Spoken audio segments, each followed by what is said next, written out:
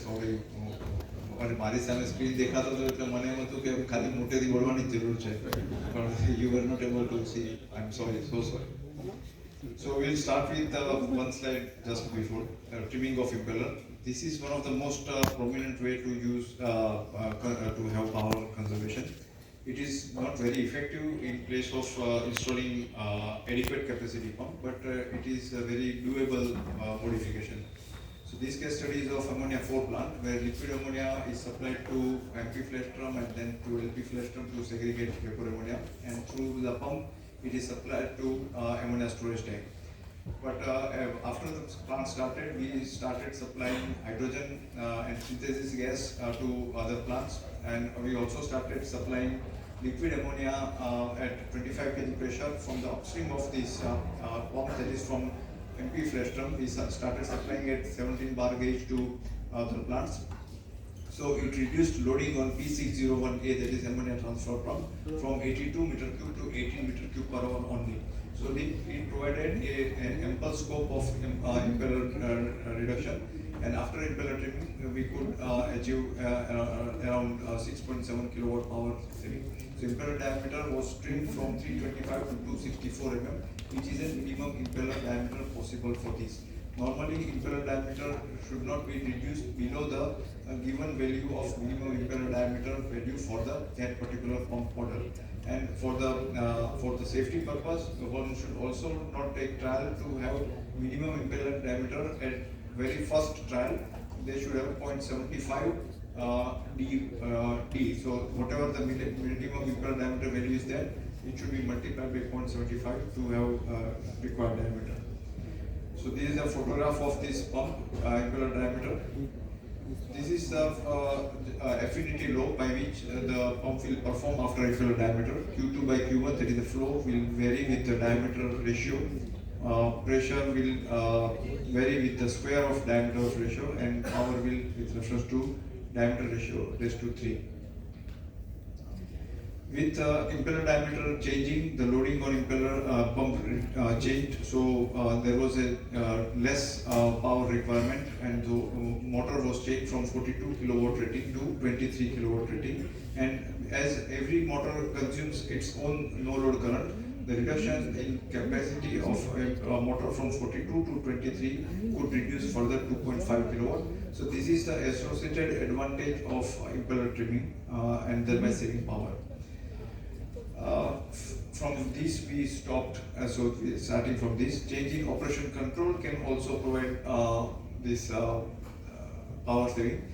As shown in the slide, this is of nylon 6, from third and fourth stage ejector, condensate is supplied and to barometric condenser, where it is cooled by cooling water and supplied to holding vessel.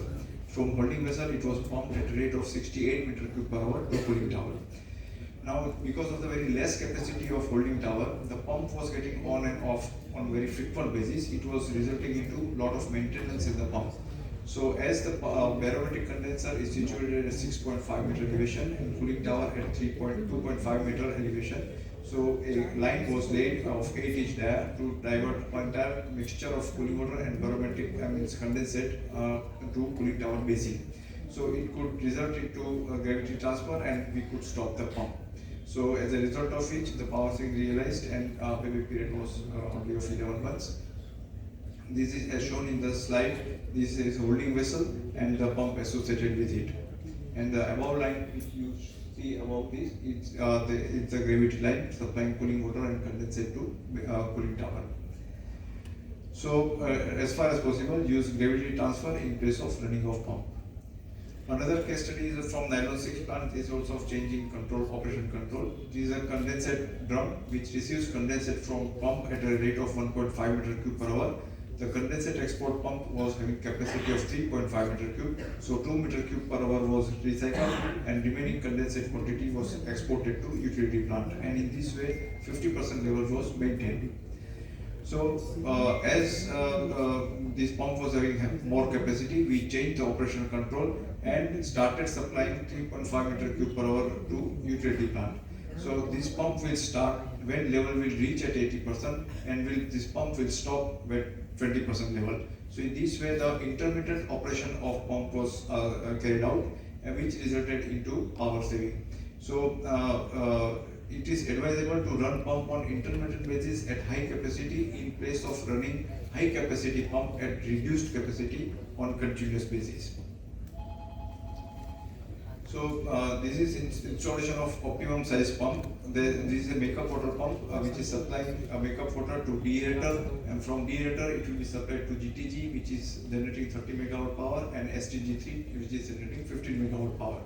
But as I explained earlier, STG3 was not operated based on steam and power balance of the entire complex, and therefore it created margin in the makeup water pump to that extent. So the cooling makeup water pump, which was supplying around 115 meter cube per hour DM water to deaerator, started supplying only 75 meter cube per hour. So looking to the margin, we installed small capacity pump, and therefore the flow of this would be reduced up to 75. As shown in the slide, 20 meter cube per hour was continuously recycled because the pump was operated at very less capacity. But to stop recycling of the water, we installed pump of only 75 meter cube per hour. Pressure was also reduced from 10 to 7 bar gauge, and power saving could be realized through this mechanism. This, as in encircled pump, is the new makeup water pump installed in cogeneration 3 plant. So it is always advisable to use small capacity and adequate head pump in place of high capacity, high head pump. This is a similar way in Semilin MDA solution pump in ammonia 4 plant, which was supplying MDA solution which is absorbing CO2 through P302 Semilin solution pump, which was passing through exchanger and flow control valve, which was only 20% open. So impeller size was reduced. Impeller size was 250 mm, which was further reduced to 240 mm, and therefore we could, by that we could save power saving. Further trial was taken to trim the impeller up to 225, which was the lowermost limit of the impeller diameter. As I conveyed, one should not go below the specified value of impeller diameter, otherwise pump will start operating at very low efficiency, which is not the requirement. So we installed a small capacity, small head pump in place of high capacity pump, which could result into power saving. So this is also one of the case study to have small capacity, small head pump. As shown in the slide on the left side, the blue color pump is newly installed pump. So what is the identification of higher size pump?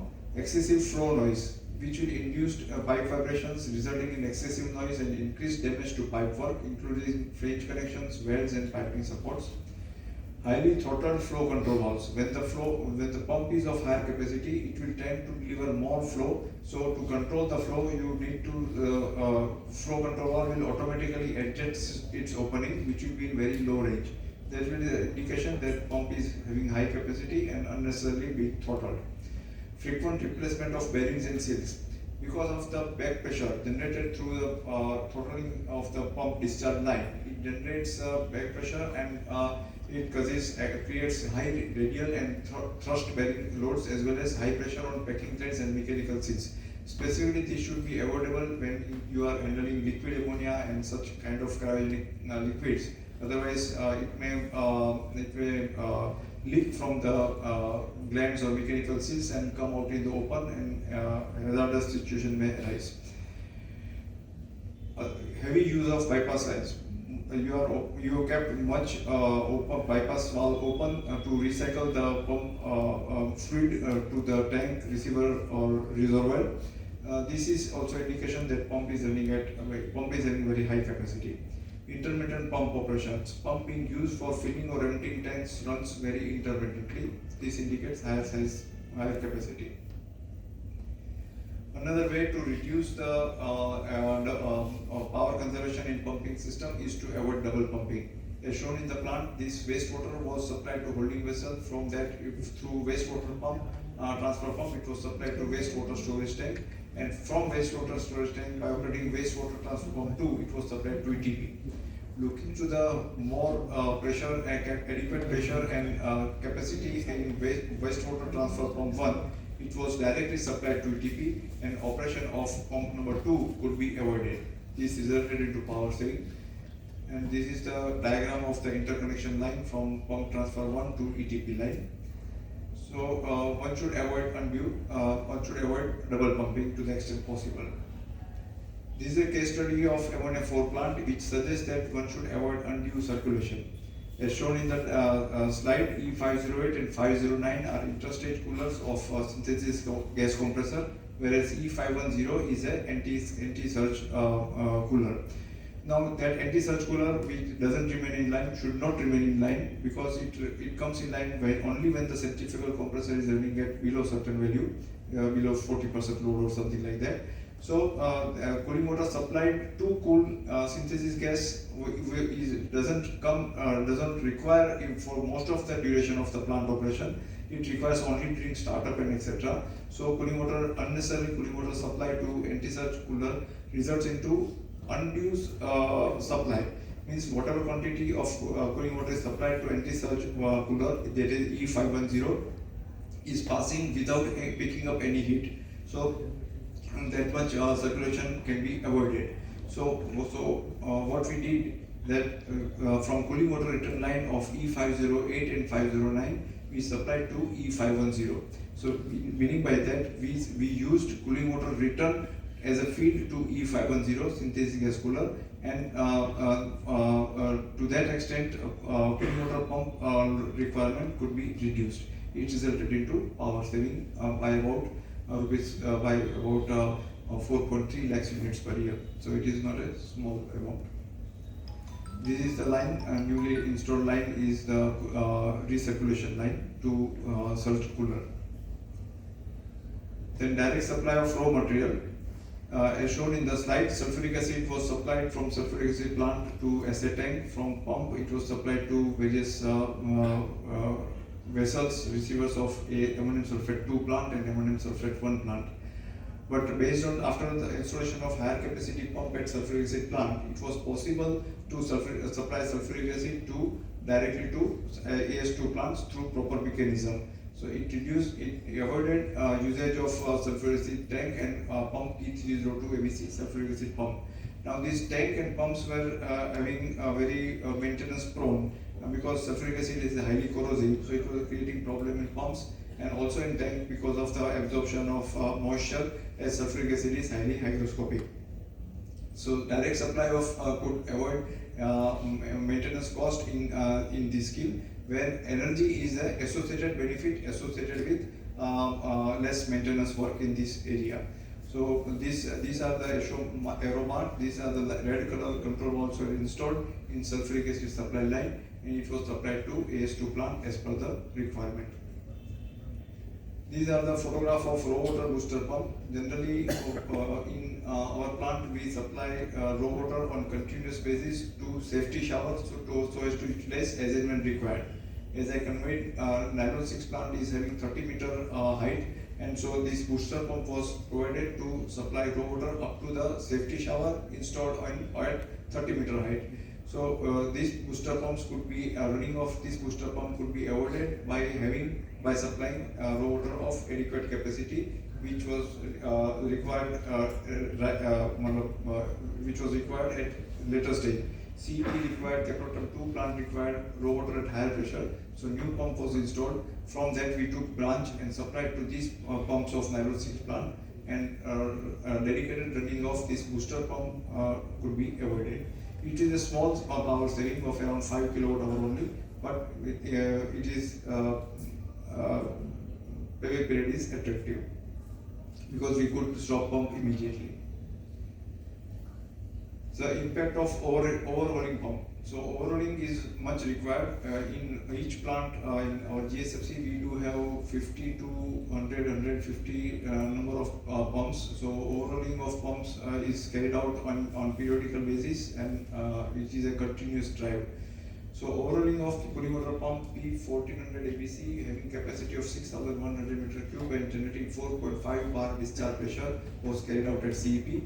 Is resulted into increasing capacity, discharge pressure with less power consumption, and through overhauling.